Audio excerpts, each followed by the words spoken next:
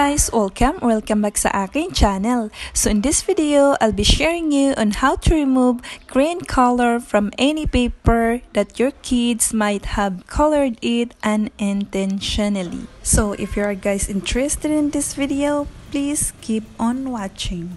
Ayan, so una, meron tayong paper dito na lalagyan ko ng kulay or ng color na mula dito sa ating crayons, okay? And keep in mind lang guys na itong video na to na gagawin natin is nag-a-apply lamang ito doon sa ganitong color, okay? Hindi ito matatanggal kung watercolor. So, yung video natin na to ay para lang sa ganitong klase ng color, okay?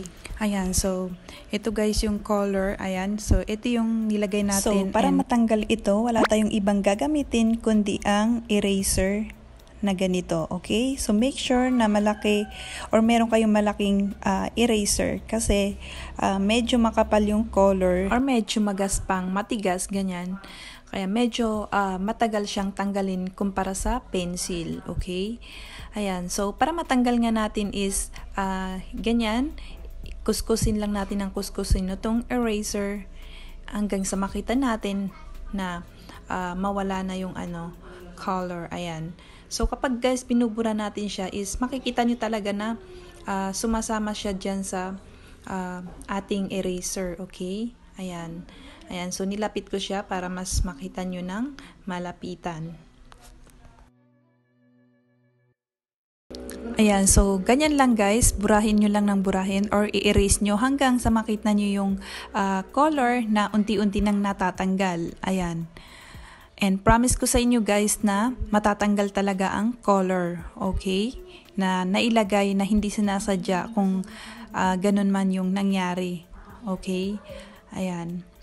So ayan guys, wala na siya, wala na tayong makikitang color, okay?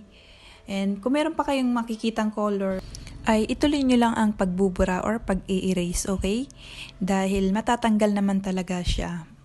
Ayan, so tulad ng sinabi ko, para lang kayo nag-i-erase ng pencil. Ayan.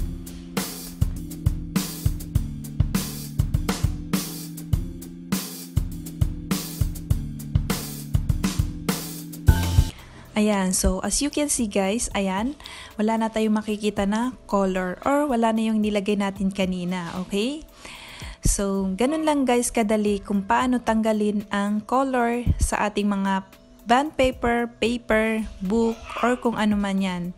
So, I think hanggang dito na lamang. Sana ay nakatulong tong video na to sa inyo or sana ay may natutunan kayo sa ating video. Please give it a thumbs up kung nagustuhan nyo and subscribe sa aking channel para updated kayo sa iba ko pang i-upload ng mga video dito sa aking channel.